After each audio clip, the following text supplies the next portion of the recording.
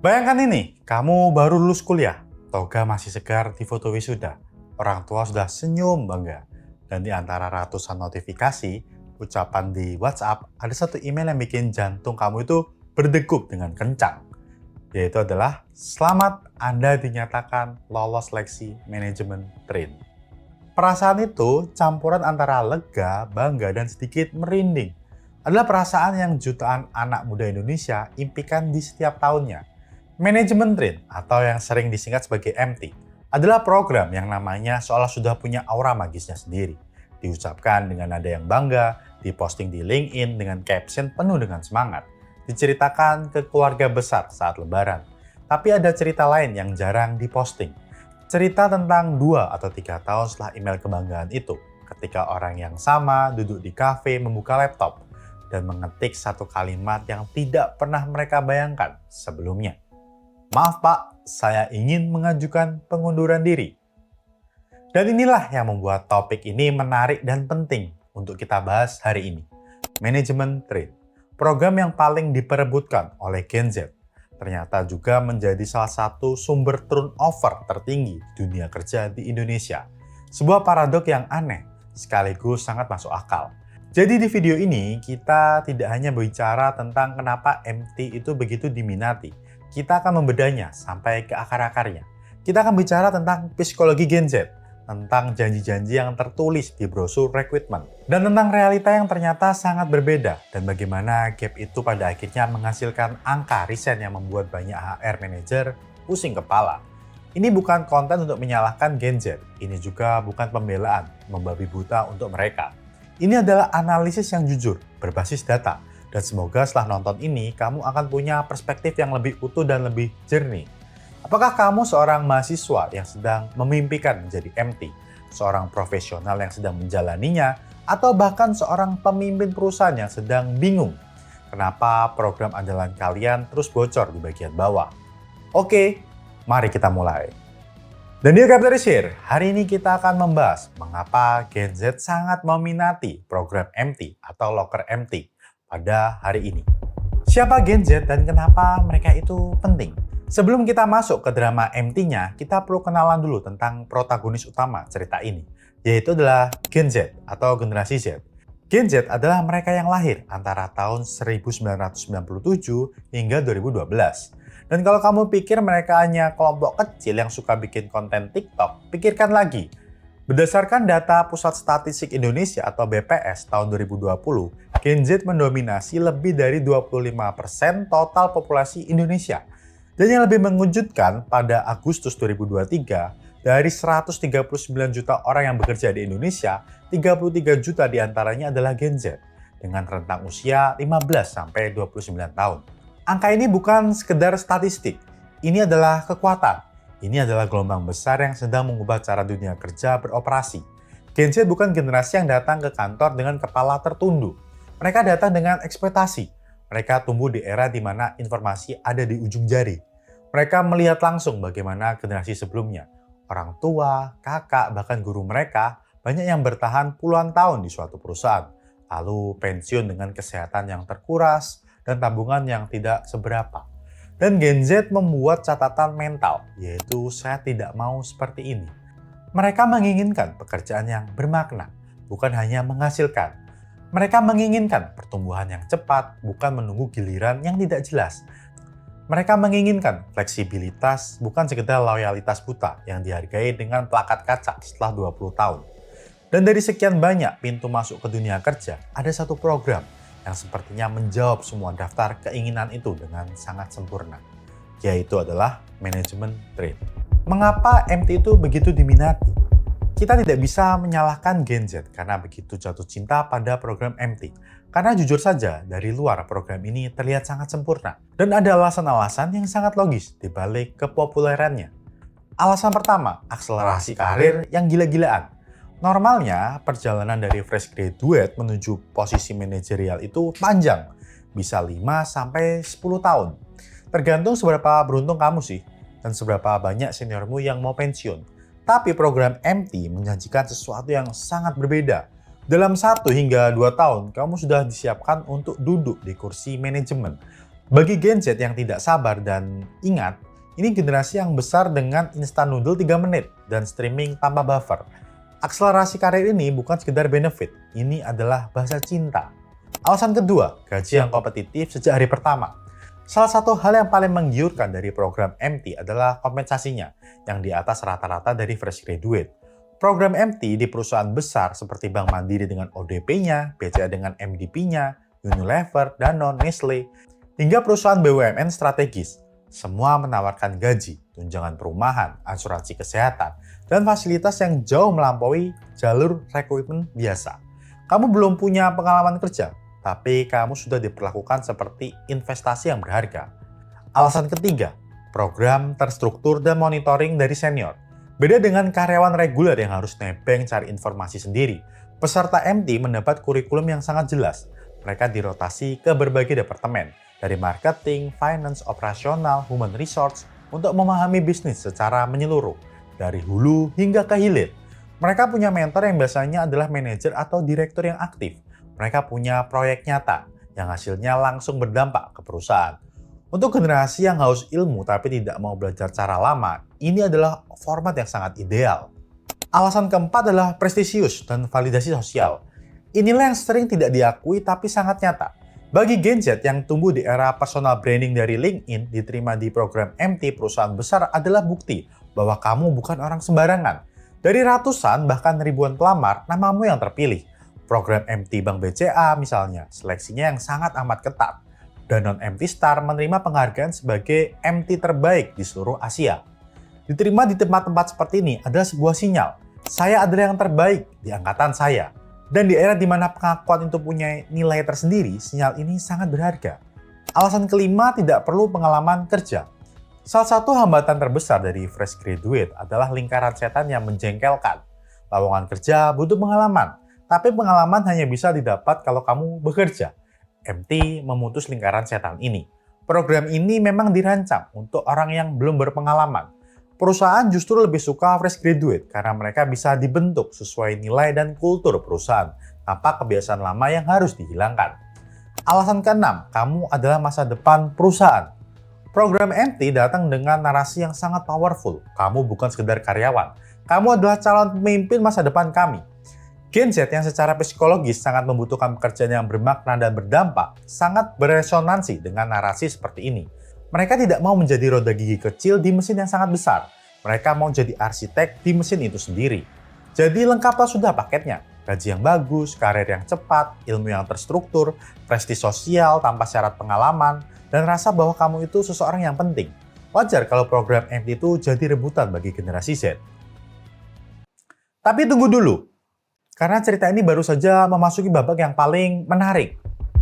Ketika realita tidak seindah brosur, ada sebuah konsep dalam psikologi yang disebut expectation gap, celah antara apa yang kamu bayangkan sebelumnya dan apa yang kamu temui saat benar-benar menjalaninya. Dalam konteks program MT, celah ini bisa sangat lebar. Mari kita bicara jujur tentang apa yang terjadi. Setelah euforia penerimaan itu mereda, kita mendapat realita pertama, penempatan di luar ekspektasi. Satu hal yang paling sering dilewatkan oleh peserta MT adalah saat menandatangani kontrak, adalah klausul penempatan. Perusahaan besar di Indonesia punya cabang di seluruh Indonesia. Dan ketika program selesai, perusahaan yang menentukan kamu ditempatkan di mana. Bisa Jakarta, Makassar, Merauke, Bengkulu, Empat Lawang. Bisa kota kecil di pelosok Kalimantan yang namanya itu tidak ada di Google Maps. Bagi Gen Z yang punya pasangan, keluarga, atau komunitas yang sudah terbangun di suatu kota, penempatan seperti ini bukan sekedar tantangan logistik. Ini adalah ujian yang berat secara emosional dan mental. Realita kedua adalah kesenjangan antara janji future leader dan tugas sehari-hari. Narasi brosurnya itu sangat indah, kamu adalah calon pemimpin masa depan kami. Tapi pada bulan-bulan pertama, banyak peserta MT mendapati diri mereka mengerjakan hal-hal yang jauh dari gambaran itu. Laporan yang berulang, tugas administratif yang tidak ada habisnya, dan perasaan bahwa mereka lebih mirip tenaga magang yang berbiaya tinggi daripada calon direktur atau calon manajer. Ekspektasi yang sudah tinggi, realita yang terasa sangat datar. Dan bagi Gen Z yang terbiasa dengan feedback dan reward yang cepat, kesenjangan ini terasa sangat menyiksa. Realita ketiga, burnout datang lebih cepat dari yang diduga. Program MT bukan liburan perusahaan. Ini adalah program intensif dengan jam kerja yang sangat panjang, serta tekanan performa yang tinggi. dan rotasi yang terus-menerus. Riset menunjukkan bahwa 69% karyawan Gen Z di Indonesia melaporkan ketidakpuasan dengan work-life balance mereka. Dan di kondisi secara langsung berkolerasi dengan masa kerja yang lebih pendek dan tingkat turnover yang lebih tinggi. Gen Z adalah generasi yang sangat sadar akan kesehatan mental. Mereka menyaksikan generasi sebelumnya, mengorbankan kesejahteraan demi karir, dan mereka tidak mau jalan yang sama. Ketika burnout mulai datang dan perusahaan tidak menunjukkan kepedulian yang nyata terhadap kondisi mental mereka, alarm kepala Gen Z mulai berbunyi. Realita keempat, program selesai, tidak ada yang melarang kamu pergi. Ini mungkin yang paling krusial secara logika. Banyak program MT memang mengikat pesertanya dengan kontrak ikatan dinas selama masa training, biasanya 1 hingga 3 tahun. Penalti jika keluar di tengah program bisa sangat besar, bahkan sampai ratusan juta rupiah untuk perusahaan-perusahaan tertentu. Tapi ketika program selesai, ketika kontrak berakhir, tidak lagi ada penghalang. Dan disinilah gelombang resign biasanya datang. Bukan di tengah program, tapi persis setelah program ini selesai. Ketika mereka sudah punya nama besar di CV, pengalaman terstruktur di portofolio, dan keterampilan yang sudah jauh meningkat. Mereka sudah mendapat semua yang mereka cari dari program itu. Dan kini mereka siap membawanya ke tempat lain. Data tidak berbohong, angka-angka yang bikin gelisah. Bukan anekdot yang berbicara, tapi data berbicara lebih keras. Survei Jakpat yang dilakukan pada Februari 2024 terhadap Gen Z yang sudah bekerja menemukan satu angka yang mengejutkan. 69% Gen Z yang bekerja berencana untuk resign dari pekerjaan mereka. 7 dari 10 orang. Bukan resign karena malas, bukan resign karena tidak kompeten, tapi resign karena ada gap yang tidak bisa mereka tutup antara harapan dan kenyataan. Data dari Boston Consulting Group yang dikutip dari Glints pada 2024 menunjukkan bahwa 34% karyawan di Indonesia dan negara-negara Asia Tenggara lainnya sedang aktif mencari pekerjaan baru di tahun yang sama. Sepertiga lebih dari total angkatan kerja sudah punya satu kaki di luar pintu. Penelitian Yellow Recruiting mengungkapkan hal yang paling mengkhawatirkan. Gen Z rata-rata memiliki masa kerja 2/3 lebih pendek dibandingkan generasi yang lebih tua. Dan laporan dari Deloitte menunjukkan bahwa 40% Gen Z di Amerika Serikat akan meninggalkan pekerjaan mereka dalam 2 tahun pertama. Sebuah tren secara global yang merembet ke Indonesia. Dalam konteks program MT secara spesifik, yang menarik adalah polanya. Turnover yang paling besar tidak terjadi saat program ini sedang berlangsung, karena memang ada denda dan ikatan yang menahan. Turnover yang terbesar terjadi di tahun pertama dan kedua setelah program ini selesai, ketika semua bekal sudah dikantongi dan tidak lagi ada yang mengikat. Sebuah studi kualitatif yang dilakukan oleh salah satu perusahaan di Indonesia bahkan mencatat turnover rate yang mencapai 32% dalam setahun penuh di 2024 dan 44% hanya dalam 7 bulan pertama di tahun 2025. Sebuah eskalasi yang dramatis dan nyata. Perusahaan sudah merogoh kocek yang sangat besar, merekrut, melatih, dan mengembangkan Gen Z terbaik mereka. Dan tepat ketika talenta itu sudah matang dan siap memberikan kontribusi maksimal, banyak yang pergi.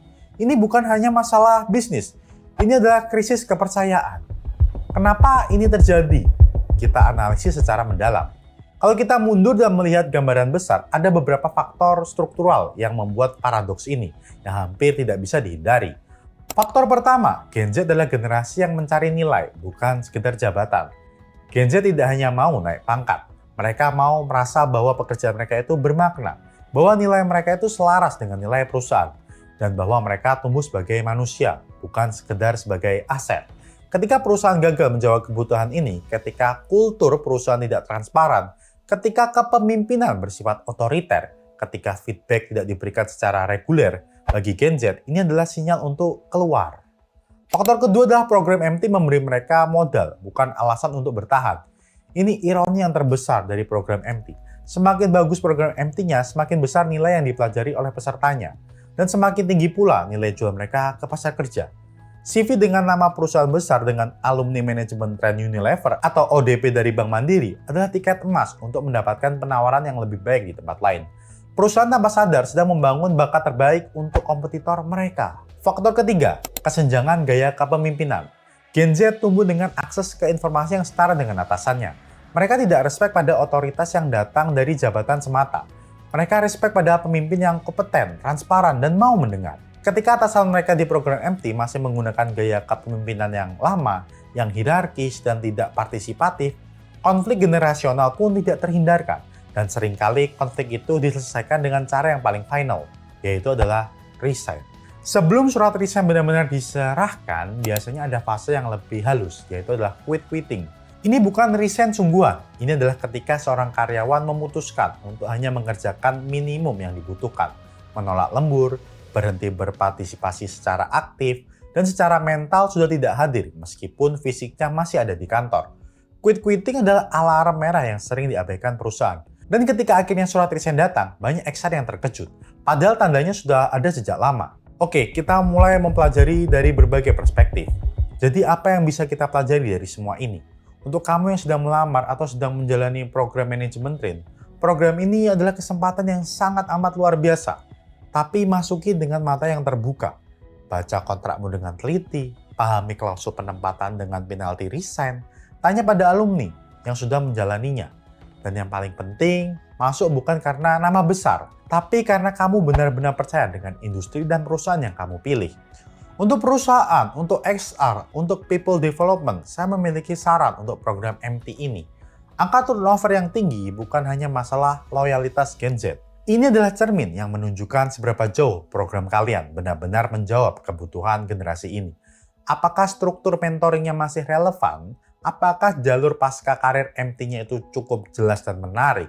Apakah kultur kerja kalian kompatibel dengan generasi yang menolak untuk hanya patuh dan diam? Dan untuk kita semua yang mengamati fenomena ini, Gen Z bukan generasi yang tidak loyal. Mereka adalah generasi yang sangat amat loyal, tapi kepada pekerjaan yang bermakna, kepada pemimpin yang mereka hormati, dan kepada nilai yang mereka percaya. Ketika semua itu terpenuhi, mereka bisa menjadi yang paling dedicated. Ketika tidak, ya kita tahu kelanjutannya seperti apa. Paradoks manajemen train adalah cerminan dari paradoks yang lebih besar. Dunia kerja sedang berubah, tapi banyak sistem di dalamnya masih berdiri di atas fondasi lama. Dan Gen Z adalah agen perubahan yang tidak akan berhenti mengetuk pintu, sampai pintunya itu terbuka, atau sampai mereka membangun pintunya itu sendiri. Oke guys, itu dulu mengapa Gen Z sangat mengidolakan program MT atau Locker MT pada zaman ini. Kalau kamu punya pengalaman pribadi soal MT, baik yang bikin bangga maupun yang bikin kapok, tulis kolom di komentar. Dan kalau konten ini bermanfaat, kamu tahu harus apa? Yaitu jangan lupa untuk like, subscribe, dan share ke teman-teman kalian. Oke guys, sampai jumpa di konten berikutnya. See you on the next chapter.